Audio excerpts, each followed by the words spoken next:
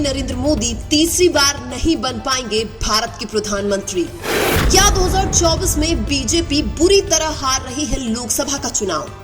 क्या बीजेपी के 400 पार का दावा 2024 के लोकसभा चुनाव में होगा खोखला साबित? क्या इंडिया गठबंधन 2024 में रोक देगी बीजेपी का विजयी रथ? जी हां, 2024 के लोकसभा चुनाव में बीजेपी जो 400 पार का नारा लगा रही है, उसको लेकर बहुत बड़ा खुलासा हो गया है।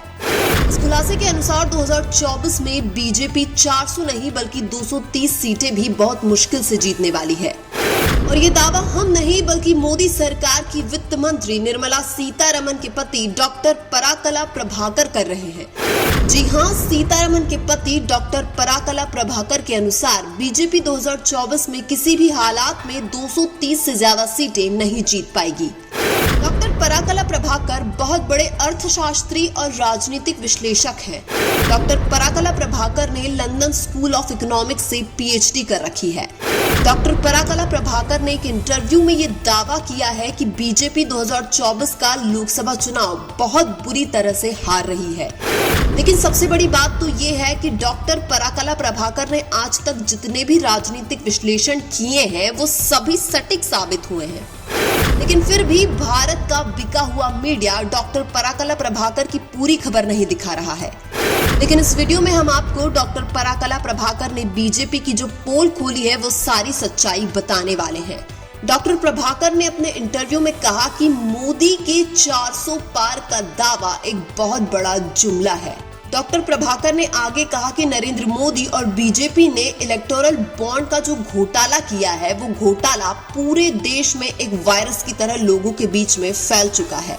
मोदी जी का जो नारा था न खाऊंगा और न खाने दूंगा, वो भी अब इलेक्टोरल बॉन्ड के घोटाले के बाद बंद हो चुका है। डॉक्टर प्रभाकर ने कहा कि 2024 का लोकसभा चुनाव बीजेपी वर्सेस कांग्रेस या फिर नरेंद्र मोदी वर्सेस राहुल गांधी का चुनाव नहीं है। 2024 का चुनाव तो नरेंद्र मोदी बनाम देश की जनता का चुनाव है। यानी कि 2024 के लोकसभा चुनाव में एक तरफ नरेंद्र मोदी और बीजेपी खड़ी है, जबकि दूसरी तरफ इस देश की जनता खड़ी है।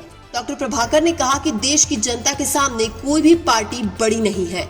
डॉक्टर प्रभाकर ने कहा कि मैं दावे के साथ कह सकता हूं कि बीजेपी 2024 में 220 से 230 सीटें भी बहुत मुश्किल से जीतेगी। सत्ता के अहंकार में राजनेताओं को पता ही नहीं होता कि ग्राउंड लेवल पर जनता में किसका माहौल है। सत्ताधारी नेता गिरने तक भी यही सोचते रहते हैं कि हम टिके रहेंगे, लेकिन यह सच्चाई नहीं है। डॉक्टर प्रभाकर ने कहा कि 2024 में बीजेपी की हर राज्य में लोकसभा सीटें घट रही है। चुनाव में महंगाई, बेरोजगारी और मणिपुर जैसी घटनाओं को नजरअंदाज नहीं किया जा सकता है। डॉक्टर प्रभाकर ने आगे कहा कि मोदी की सरकार बिल्कुल भी लोकतांत्रिक नहीं है। क्या 145 सांसदों को सस्पेंड करके सदन चलाना किसी लोकतांत्रिक देश में हो सकता है? क्या नहीं हो सकता है। लेकिन हमारे यहाँ मोदी सरकार में ऐसा हो रहा है। एक राज्य मणिपुर 6 महीने से जल रहा है, लेकिन आपका अखबार उसको छापता ही नहीं है। मणिपुर पर मीडिया वाले खबर नहीं चलाते हैं और सरकार की तरफ से कोई डिबेट नहीं करता है। सरकार के मंत्री और प्रधानमंत्री मणिपुर जाकर लोगों से मिलते भी नहीं हैं। मणिपुर के लोगों की आवाज क्या है, सरकार को सुनाई देता ही नहीं है। वहां पर इंटरनेट को पूरी तरह बंद कर दिया जाता है। क्या इस प्रकार के शासन को लोकतांत्रिक बोला जा सकता है? अगर इसको लोकतांत्रिक बोलना है तो फिर लोकतंत्र की परिभाषा ही बदलनी पड़ेगी। डॉक्टर प्रभाकर ने आगे कहा कि मोदी सरकार राज्यों का हक छीन रही है। राज्यों को जितना पैसा जाना चाहिए था वो पैसा नहीं जा रहा है। राज्यों का मंत्रिमंडल दिल्ली में जाकर धरना दे रहा है। लद्दाख में सोनम वांगचुक कितने दिन तक धरना देते हैं, लेकिन सरकार उस पर बात करने को तैयार ही नहीं है। मोदी के शासन में लोकतांत्रिक होने की थोड़ी सी भी झलक दिखाई नहीं देती है। मोदी सरकार ने किसानों के खिलाफ जो 3 काले कानून लाए थे, उनके ऊपर सदन में 10 मिनट भी बहस नहीं होने दिया था। जब डॉक्टर प्रभाकर से पूछा गया कि अगर बीजेपी को पूर्ण बहुमत नहीं मिलती है, लेकिन बीजेपी जोड़ तोड़कर सरकार बनाती है, तो फिर क्या होगा? तो इसके जवाब में डॉक्टर प्रभाकर ने कहा कि अगर 2024 में बीजेपी कैसे भी सरकार बना लेती है तो 2029 में चुनाव ही नहीं होंगे। अगर 2024 में बीजेपी सरकार बनी तो जो हालात मणिपुर में हो रहे हैं वही हालात पूरे देश में हो जाएंगे।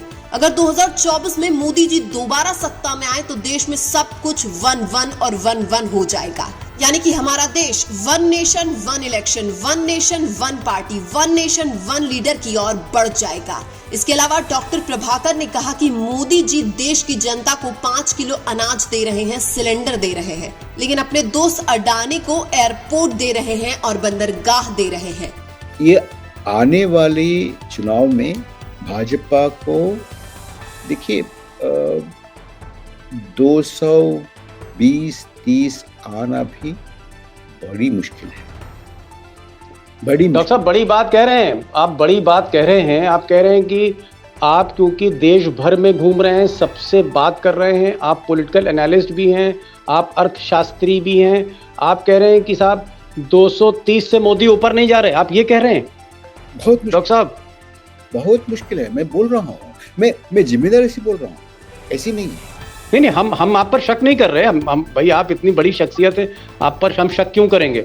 लेकिन मैं कह रहा हूं कि आप कह रहे हैं 230, इसका मतलब कि मोदी जी की हालत खराब है, दाल पतली है बीजेपी की। आप ये कह रहे हैं कि बड़ा मुश्किल है। आपको नहीं लग रहा है कि मोदी जी को तमिलनाडु से सीटें मिलेंगी, आंध्र प्रदेश से सीटें मिलेंगी, तेलंगाना से मिलेंगी।